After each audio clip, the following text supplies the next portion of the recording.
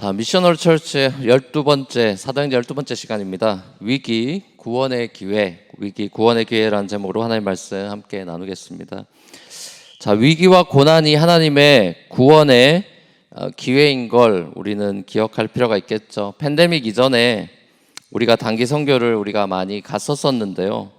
특별히 우리가 컴패션하고 협력해가지고 아프리카 우간다를 2번 다녀왔었습니다. 2016년하고 2018년에 다녀왔는데 저도 그 2번 다 다녀왔습니다.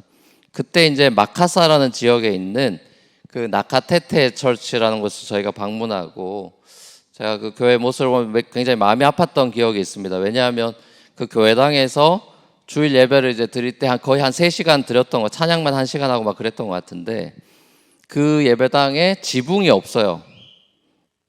이렇게 예배당이 있으면 이게 외벽만 있고 위가 뚫려 있는 겁니다. 그래서 비가 그때도 왔는데 비가 오면 비를 맞으면서 예배를 드려야 되는 거예요.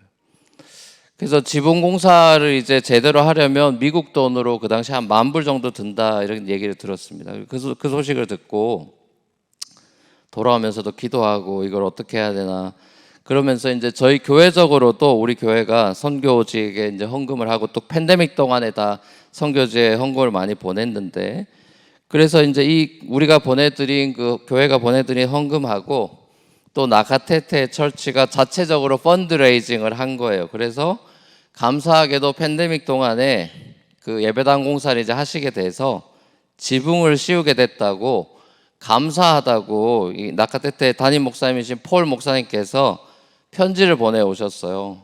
그 팬데믹 위기랑 고난 중에 하나님께서 또 펼치신 그 구원의 역사를 한번 사진으로 제가 보여드리려고 합니다. 사진과 함께 이렇게 보내왔어요. 이 우리 팀입니다. 갔던 2016년, 18년. 네, 벌써 세월이 많이 흘렀죠. 얼굴이 다르죠? 네, 넘겨보시죠. 네, 이렇게 돼 있었어요. 지붕이 없어요. 넘겨보시죠. 저기도 2층 같이 약간 더 올린 겁니다. 지금 공사해가지고 넘기시고요. 이 나무들을 이제 세워 놓는 거죠. 넘겨보십시오. 이렇게 세워서 이제 올라가고 그러는 거죠. 넘겨보세요. 자, 저렇게 지붕이 이렇게 세워진 겁니다.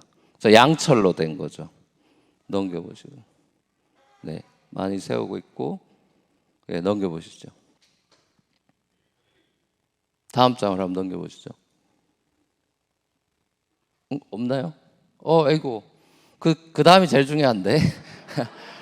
그 다음이 폴 목사님하고 그분이 땡큐라고 쓴 편지가 이렇게 그 PPT에 있는데, 그건 그건 제가 개인적으로 저한테 이메일 하시면 하여튼 거기에 보면 하여튼 우리 교회 감사하다 그리고 그런 편지가 있습니다. 그래서 저도 참 그 편지를 받고 참 하나님께 감사하고 또 우리 교회가 이런 일을 섬길 수 있게 해주셔서 감사하고 또 팬데믹 동안에도 하나님께서 이런 일들을 하시는구나. 자, 그거에서도 참 감사했습니다. 우리가 읽은 이 사도행전 본문에서 우리는 풍랑의 위기를 만난 이 바울 그리고 그 같은 배를 타고 있던 수많은 사람들을 봅니다. 그리고 풍랑의 위기 속에서 구원을 베푸시는 하나님의 은혜를 보죠. 옛날이나 지금이나 바다를 항해한다는 것은 예상치 못하는 비바람을 견뎌야 되는 모험이죠. 요즘에 일기예보가 있지만 옛날 일기예보가 어디 있습니까? 그냥 오면 오는 거잖아요. 그러니까 장비도 훨씬 안 좋죠. 예측이 안 되잖아요. 그런 고대에 바다로 나선다는 것은 언제나 리스크 테이킹이죠. 목숨을 거는 위험을 감수하는 일이죠. 자, 로마로 가서 이제 재판 받아야 되는 그래서 미결수 신분인 이 바울이 그 타고 있던 배, 그건 화물선이죠. 화물 실는 배인데 거기 이제 죄수들도 타고 가고 그러는 거죠. 근데 이 배가 폭풍을 만납니다.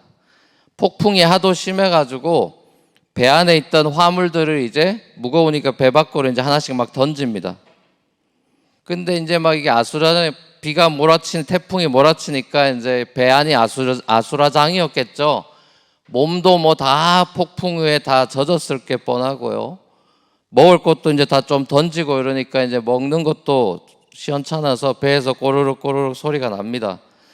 애초에 태풍 시즌이라서 이 크레타 섬에서 배를 출항시키지 말자라고 바울이 선장하고 백부장 뜯어 말렸죠.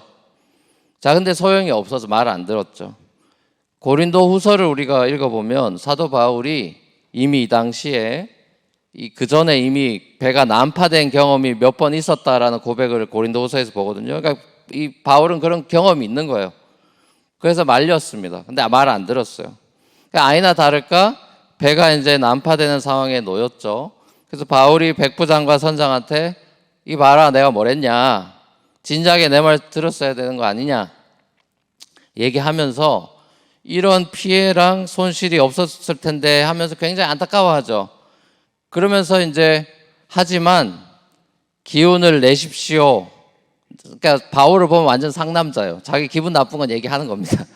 왜 내 말 안 들었냐 이렇게 얘기를 하고, 그러고 나서 이제 기운을 내라고 얘기하는데 배만 버려지게 되지 사람은 아무도 안 죽을 겁니다 이렇게 말을 해요. 왜냐? 지난밤에 하나님의 천사가 나한테 나타나서 두려워 말라고, 네가 황제 앞에 서야 된다라고, 그래서 내가 타 있는 이 배를 하나님이 모든 여행 동료들과 함께 하나님이 책임지겠다. 그러니까 그렇게 말씀하셨습니다. 그러니까 기운을 내십시오. 나는 하나님을 믿고 하나님 말씀대로 되리라고 믿습니다. 우리가 틀림없이 어떤 섬에 가서 닿게 도착하게 될 겁니다. 이렇게 이 옷 다 젖어 있는 이 사람들, 지금 죽음의 위협에 있는 이 사람들, 조난당한 사람들한테 바울이 위로하고 격려했습니다. 자, 우리가 보는 이 장면은 이제 사도행전 28장까지는 27장에 있죠. 거의 결론부에 와 있는 에피소드입니다. 사실은 이 재밌는 거는 누가복음하고 사도행전을 누가가 썼잖아요. 우리가 알잖아요. 그 퍼스트 에피소드고 시리즈 1, 2잖아요. 근데 이 누가복음하고 사도행전의 이 두 작품의 마지막 엔딩 씬을 보면은 거의 비슷한 패럴럴합니다. 닮아 있습니다. 그러니까 누가복음을 보면요, 그 예수님께서 이제 여행길에 오르셨고 결국 예루살렘에 도착하셨죠. 그저 십자가 지러 가는 거 아닙니까? 근데 사도행전의 바울도 마찬가지죠. 전도 여행하고 예루살렘에 도착을 합니다. 자, 예수님이 유대 집권층들한테 그 예루살렘에서 붙잡혔죠. 그리고 로마 사람들한테 심판으로 넘겨지죠. 바울도 똑같죠. 예수님께서 로마 총독한테 신문 받으셨죠. 그 총독이 이제 예수님을 헤롯 안티파스 앞으로 또 데려갔죠. 바울도 보면 로마 총독 2명한테 신문 받고 헤롯 아그리파 앞에 서게 되죠. 그러니까 누가가 결국 본인이 쓴 이 누가복음 엔딩에 나오는 24장 엔딩인데 23장 바로 앞장하고, 또 두 번째 책인 사도행전 28장에 끝났는데 27장 그 바로 앞장에 대등한 서사 구조로 이야기를 풀어가는 걸 봅니다. 그러니까 사도 바울의 난파 사건이라는 것이 그 누가복음의 서사 구조에서 예수님이 십자가에 매달리시는 십자가 고난에 해당하는 파트인 거예요. 우리가 읽은 이 파트가. 그러니까 예수님이 고난 받으시는 장면하고 사도 바울이 고난 받는, 심판받고 왕들 앞에 서 있고 난파당하고 하는, 요게 지금 다 이게 연결이 오버랩이 된다는 소리예요. 자, 여러분, 사도행전에서 누가는 이 복음을 얘기할 때 특이합니다. 뭐라고 쓰냐 하면 도라는 말을 씁니다. 도라는 말을 많이 써요. 길, 웨이. 그러니까 한자가 도지. 그냥 쉬운 말로 하면 길이고 영어로는 웨이죠. 그 웨이, 길, 도 이런 우린 딱 생각나죠. 요한복음에서 예수님이 내가 곧 길이고 진리고 생명이다. 그 자기 자신이 길이라고 했던 그 도입니다. 그러니까 이 길은 당연히 예수님을 가리키는 거죠. 그러니까 이 길이란 예수님이 걸어가셨던 그 길, 그 인생길을 말합니다. 예수님이 인간으로 와서 걸어가신 그 인생길이죠. 그러니까 사람으로 태어나서 어떤 길을 걸어가야 하는지 그 길, 그 인생길을 이제 제자들에게 그리고 저와 여러분들에게 보여준 거죠. 그리고 그 길을 사도 바울이 가고 싶어 했어요. 사도 바울은 그 예수님이 간 그 길을 따라 걷고 싶어 했고, 그래서 스스로 고난의 길, 십자가의 길을 걸어가고 있는 모습을 우리가 이 엔딩 파트에서 보는 겁니다. 그렇죠? 누가복음하고 굉장히 비슷합니다, 구조가. 여러분, 오늘날의 사람들은 어떻습니까? 요즘 현대인들 어때요? 꽃길을 원하죠. 꽃길만 걸으세요 웃으면서 이런 비현실적인 말을 서로 주고받기도 합니다. 편하고 기분 좋은 길만 걸어가려는 것은 복음의 정반대편에 있는 넓은 길인데, 그 길을 사람들은 옛날이나 지금이나 굉장히 선호하죠. 복음은 그 정반대 길을 묵묵히 십자가를 지고 걸어가는 좁은 길인데, 사람들은 좁은 길 대신에 기분 좋아지는 길, 내 마음 편한 길, 넓은 길을 여전히 선호합니다. 사도 바울이 부활하신 예수님을 길에서 만났습니다. 어디 집에서, 방에서, 편한 데서 만난 게 아니라 사도 바울이 부활하신 예수님을 길에서 만나죠. 그리고 그 이후로 사도 바울의 인생 길이 바뀌었죠. 그리스도인을 죽이러 가던 그 길이 바뀌어서 그리스도인을 모으는 길로 그 인생길이 완전히 바뀌었습니다. 자신의 모든 기득권을 다 내려놓고 스스로 고난과 핍박의 좁은 길로 들어섰습니다. 그래서 늘 목숨의 위협을 받았죠. 돌에 맞죠. 감옥에 갇히는 그런 삶을 계속해서 바울은 선택하며 살아갑니다. 굳이 왜 그러죠? 왜 굳이 아무도 안 가려는 그 길을 바울은 가는가?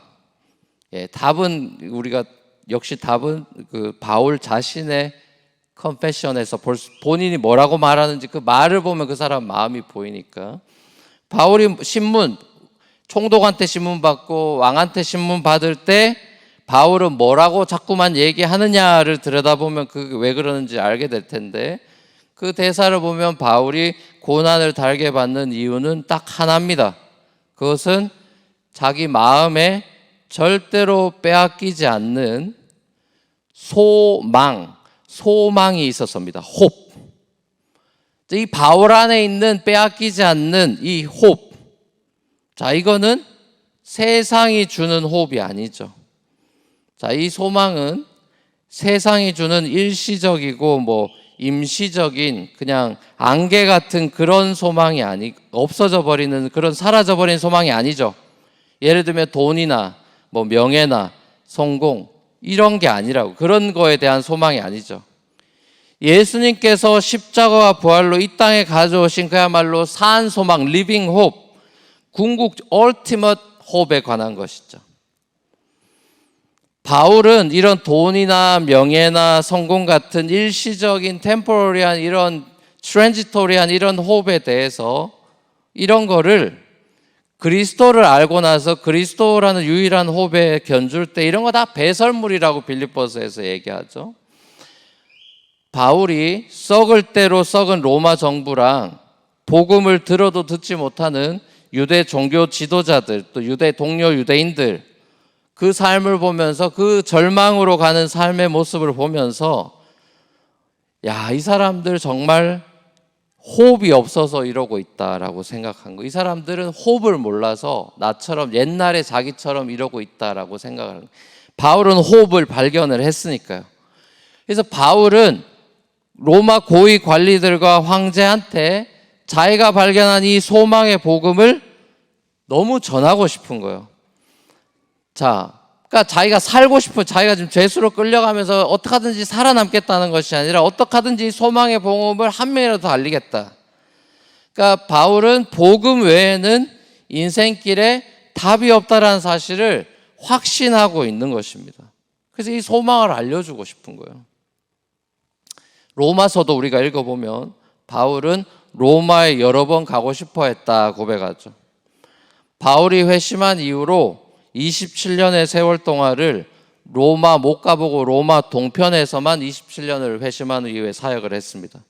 자, 이제 내가 로마로 드디어 가서 이제 그 당시에 땅끝으로 여겨졌던 스페인, 옛날 말로 서바나라 그러죠. 그 스페인까지 자기가 진출하려고 했어요. 자, 그의 가슴에 불타오르는 전도의 열정이 있었습니다. 하나님은 그의 그 로마를 향한 마음을 아셨고요. 그를 결국 로마 황제 앞에 내가 서게 해줄게 라고 약속해 주셨는데, 바울은 자기가 죄수의 몸으로 이렇게 로마에 방문하게 될지는 몰랐을 것입니다. 바울의 삶을 보면 구약의 요셉처럼 하나님께서는 바울의 삶을 섭리하시면서 하나님의 뜻을 이루어가는 장면을 보죠. 오늘 본문도 마찬가지입니다. 하나님이 바울을 로마로 보내기 위해서 바울 때문에 배가 이렇게 그 시즌이 폭풍이 부는 난파되기 딱 좋은 시즌이어서 이렇게 난파가 됐지만, 하나님은 바울 로마로 보내야 되기 때문에 다 살려주는 것입니다. 바울 때문에 다 구원받는 것입니다. 자, 누가복음의 이 결론에 등장하는 이 이야기는 우리에게 정말 많은 것들을 알려주고 시사해 줍니다. 먼저는요, 바다에 풍랑이 불어가지고 276명이 다 위기에 처해 있는 상황을 보죠. 자, 모든 인생은 바다의 위협을 받고 있고 거센 풍랑의 도전을 받고 살아간다는 우리 인간의 어쩔 수 없는 실존을 보여줍니다. 자, 이게 무슨 소리냐? 바다의 위협이라는 건요, 성경에서는 언제나 바다는 악한 세력을 상징합니다. 바다는 악의 상징이 악한. 그래서 계시록 보면 바다가 없다 그러죠. 새 하늘과 새 땅엔 바다가 없다. 그럼 우리 이제 새로 부활하면 해수욕 못 하는가, 이런 얘기가 아니고요. 시컷 여기서 바다 즐겨, 이게 이 소리가 아니고, 바다가 없어졌더라, 그건 악이 없다는 소리입니다. 그러니까 성경에서 바다라는 건 악의 위협이에요. 우리 인생을 괴롭히는 악의 존재가 항상 지금은 있죠. 바다가 있다라는 거예요. 그리고 그 안에서 또 풍랑이까지 일어요. 자, 풍랑이란 건 뭡니까? 고난의 현실이겠죠. 그러니까 우리 삶에는 악과 고난이 계속 있는 거예요. 그것도 어떻게 해요? 우리가 예상하지 못한 시즌에 갑자기. 자, 그때 사람들의 모습이 어떻습니까? 자, 오늘 본문에도 알 수 있듯이 사람들은요, 자, 이런 하나님의 사람인, 이 하나님과 소통하고 있는 하나님의 사람인 바울의 이야기를 안 듣죠. 그리고 딴 사람들의 이야기를 더 듣습니다. 그러니까 요즘으로 치면 악과 고난의 상황에서 사람들은 성경 말씀으로 돌아가기보다는 전문가를 찾죠. 전문가의 말에 귀를 기울이죠. 사도 바울의 말보다는 선장의 말에 더 귀를 기울이죠. 근데 여러분 생각해 보십시오. 인간적으로는요, 당연한 일입니다. 그렇죠? 당연히 선장 말 들어야죠. 그렇죠? 근데 바울이 텐트 메이커잖아요. 선장이 아니잖아요. 배에 아무것도 모르는 사람이죠. 그러니까 위기 중에 사람들은 하나님을 찾기보다는 전문가를 먼저 찾죠. 다시 말하면 성경으로 돌아가고 먼저 하나님께 기도하고 나아가기보다는 현실적인 방법을 먼저 찾죠. 악과 고난을 비롯해서 우리 인생의 모든 상황을 다스리시는 주님의 주권 앞에 무릎 꿇을 줄 아는 겸손이 없는 거죠. 여러분, 말씀 생활, 교회만 오면 성경 읽어라, 기도해라, 맨날 그러죠. 하나님과의 관계 맨날 레파토리가 똑같잖아요, 사실. 여러분, 말씀 묵상과 기도 누가 합니까, 그럼? 교회만 오면 말씀 읽어라, 성경 읽어라, 기도해라 그러는데 말씀 묵상하고 기도 생활을 누가 할까요? 시간 많은 사람이 할 것 같죠? 시간 많으면 넷플릭스 봅니다. 신앙생활, 기도생활, 말씀생활, 그 시간 많은 사람이 하는 게 아니고요. 누가 합니까? 겸손한 사람이 하는 겁니다. 새겨 들으세요, 여러분. 겸손한 사람이 하는 겁니다. 신앙생활 누가 제일 잘합니까? 똑똑한 사람들, 잘난 사람들이 신앙생활 거의 잘 못해요, 사실상. 왜? 그 사람들 교만하기 때문에. 그럼 신앙생활 누가 제일 잘하느냐? 아무것도 없는 별 볼 일 없어 보이는 사람들이 신앙생활을 제일 잘해요.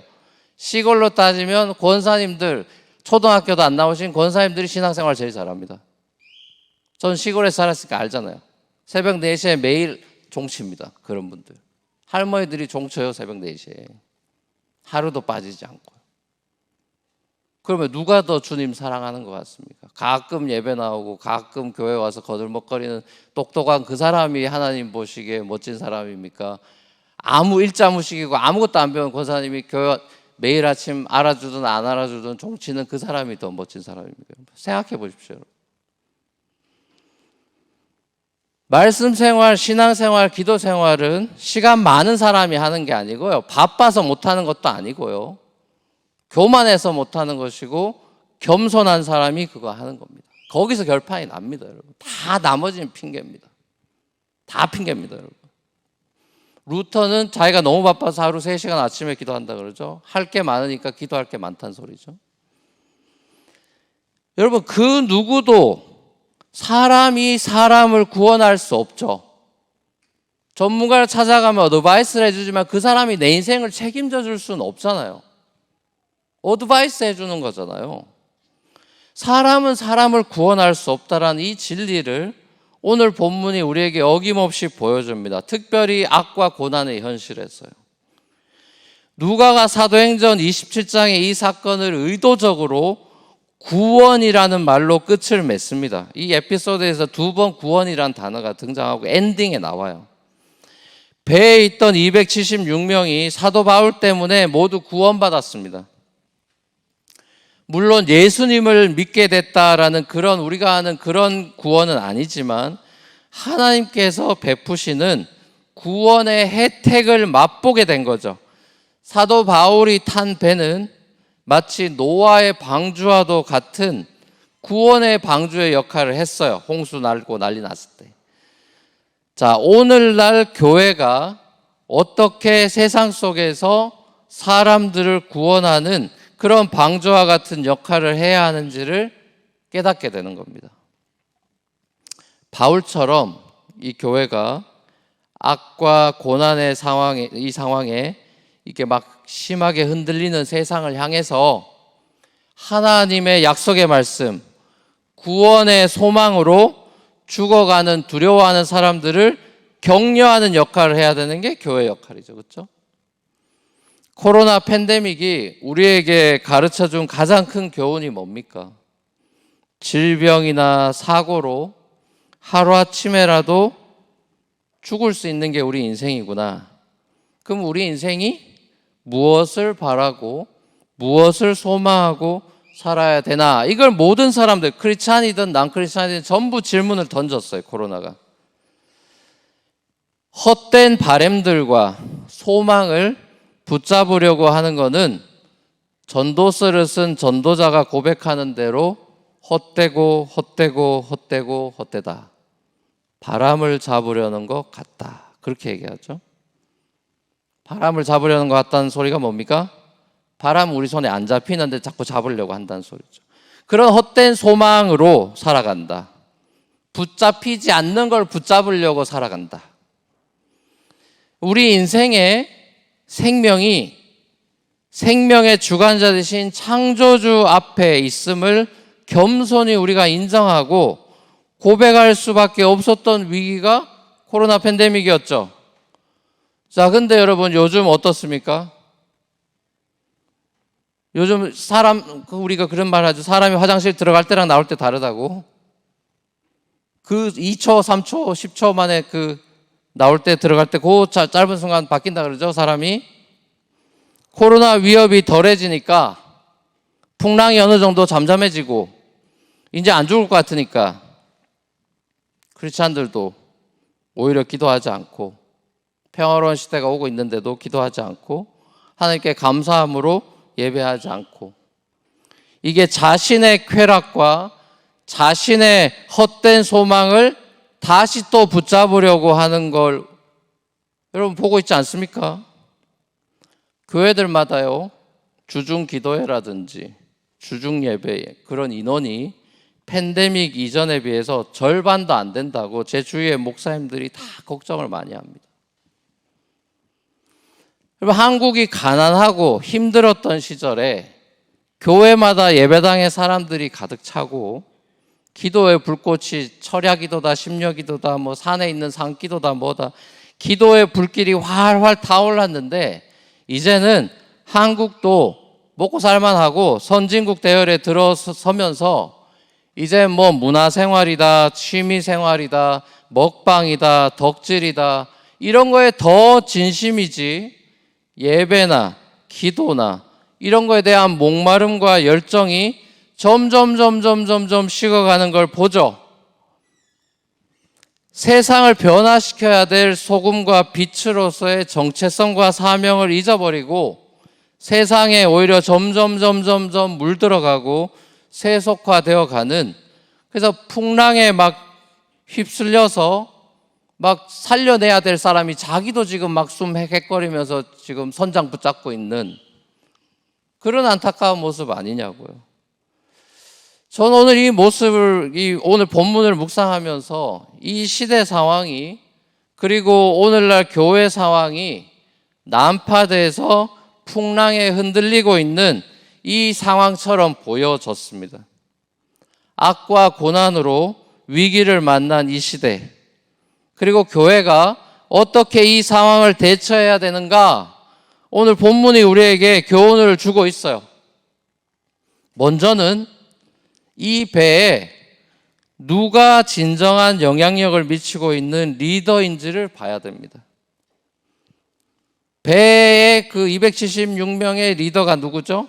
배니까 배의 리더는 당연히 선장이지만 난파의 위기에 처한 이 배의 실제적인 리더는 누가는 실제적인 이 리더가 선장이 아니고 바울이라고 얘기하고 있잖아요. 그렇죠? 누가도 그 배에 타 있었고요. 자, 오늘 본문 바로 다음 구절들에 보면 선원들은 이 배를 막 그 갑판도 내리고 안전하게 만들어야 될 책임이 있는 이 선원들이 오늘 본문 다음에 보면 자기들만 살겠다고 눈치 보다가 구명보트 막 내립니다. 거룻배라고 번역돼 있죠. 라이프보트. 구명보트 막 내려가지고 자기만 살겠다고 도망치려고 합니다. 근데 바울이 선장한테 막 혼내면서 뜯어 말렸죠. 쟤네들 가면 우리 다 죽는다. 못 가게 줄 끊으라 그래서 밧줄을 끊어버리죠. 거룻배 못하게 다 그냥 라이프 그 보트 다 끊어버려서 다 떠나보내버립니다. 그리고 이제 사람들이 배멀미가 얼마나 심했겠습니까? 배멀미에 또 이제 이러다 우리 굶어 죽겠다 이러고 이제 막 난리가 났는데, 그래서 이 사람들이 속도 안 좋고 그러니까 2주 동안 아무것도 못 먹고 굶고 있었대요. 자, 그래서 그 사람들 앞에서 바울이 빵을 딱 꺼내가지고 이제 하나님께 축사하고 감사기도 하고 먹습니다. 이게 완전히 오병이어 사건을 떠올리게 하는 기록이에요. 빵을 들어 축사하고 먹어요. 예수님이 그렇게 하셨죠? 자, 그래서 이제 배에 타 있던 사람들이 하나 둘씩 빵 꺼내가지고 먹습니다. 오병이의 모습, 또 성찬의 모습을 떠올리게 하죠. 풍랑 속에서도 바울이 감사기도 하고요, 기도하는 모습을 보죠. 그러니까 결국은 풍랑이 있는 이 엄청난 상황이 중요한 게 아니고 그 배에 누가 있느냐가 그 배의 성격과 운명을 결정하는 것입니다. 만약에 사도 바울이 그 배에 없었다면 그 배는 침몰했을 겁니다. 역사에 쓰이지도 않고 그냥 침몰했을 거예요. 사명을 감당하고 로마로 가야 되는 바울을 하나님이 살려주시겠다고 약속했기 때문에 그 배가 괜찮은 거예요. 침몰 직전의 위기에 있던 배에서 바닷속으로 던져졌던 그런 무능한 구약에 나온 또 인물이 있죠. 요나가 있죠. 요나랑 바울은 굉장히 대조적이죠. 사명을 떠나 있는 요나와 사명에 붙잡혀 있는 바울은 대조적인 모습입니다. 자, 보세요. 자, 그러면 오늘날의 교회가 요나처럼 하나님으로부터 받은 거룩한 사명을 떠나서 배 밑에 배 아래에서 쿨쿨 잠자고 있을 건지, 아니면 사도 바울처럼 비 맞아가면서 사람들을 독려하면서 죽어가는 생명들을 구원하고 구출할 건지, 이건 오롯이 교회의 선택인 겁니다. 예수님께서 교회에게 주신 하늘의 권세를 이 땅에서 어떻게 사용하고 있는지 나 자신한테 물어야 되는 거예요. 나도 교회 멤버니까, 그죠? 바울 같은 사람만 하는 게 아니라 이건 지금 우리한테 주는 메시지잖아요. 나한테 주는 메시지잖아요. 하나님이 우리에게 생명의 복음, 말씀을 주셨고요. 이 복음이 사람들 살릴 수 있는 유일한 소망임을 알려주셨고 우리한테 이 복음을 맡기셨는데 우리는 우리 옆에서 풍랑 맞아가지고 막 죽겠다 하고 죽어가고 있는 그 사람들에게 이 생명의 복음으로 절망에 빠져 있는 사람들에게 소망을 전하는 그런 삶을 살고 있냐라는 질문이 드는 것이죠. 여러분, 고국에서 들려오는 소식은 뭐 신문을 보든 아니면 한국 갔다 온 사람 얘기를 듣든 한국에 가서 사람들한테 얘기를 듣든 보면은 굉장히 전망들이 다 어두워요. 밝은 전망을 내놓는 걸 저도 잘 못 들었습니다. 우리 대한민국의 미래에 대해서. 왜냐? 특별히 요즘 많이 그 언론이나 이런 데서 많이 나오는 거는 비혼, 저출산, 지방의 붕괴, 뭐 벚꽃 엔딩이라 그래서 지방부터 대학교가 없어지기 시작해. 벚꽃이 피는 순서대로 이제 그 지는 순서대로 그 대학이 없어진다 해서 벚꽃 엔딩이 한국 사람들 또 기가 막힌 네이밍에 또 천재들이죠. 벚꽃 엔딩. 그래가지고 지방 없어진다. 빈부격차. 뭐 이런 우울한 얘기 많이 듣죠, 여러분, 그죠? 분명히요. GDP, 한국 GDP 3만 원 넘고 GDP가 예전보다 훨씬 더 늘었는데 사회 문제도 그에 비해서 많이 늘었죠. 한국만 그렇습니까? 전 세계적으로는 환경 문제에 또 난리죠. 환경 문제에 우려 섞인 목소리들이 엄청나게 많죠. 몇십 년 있으면 뭐 지구가 멸망한다니, 뭐 온도가 1.5도만 높아지면 다 끝난다니, 빙하 다 녹는다니, 뭐 별의별 얘기가 많죠. 우리가 살아가고 있는 이 세상과 앞으로 우리 자녀들이 살아갈 세상에 대한 세상의 답이 묘연하잖아요. 정치를 봐도 희망이 없고 이걸 봐도 그런 세상 아닙니까 지금? 근데 우리는 소망의 사람이라면서요. 그럼 무슨 소망입니까? 복음이 소망이라는 걸 알고 있는 사람들이잖아요. 그렇지 않습니까 여러분, 그죠? 우리 보세요. 이게 무슨 소리입니까? 복음이요, 결혼의 가치를 회복시켜 줄 겁니다. 그렇죠? 하나님이 결혼 만들었잖아요. 사람들이 싫다고 안 하는 거잖아요.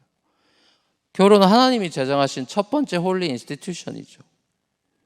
자, 복음을 제대로 알면 결혼의 가치를 회복하게 될 겁니다. 그렇죠? 자, 출산의 가치 창세기 읽으면 대번에 알게 될 겁니다.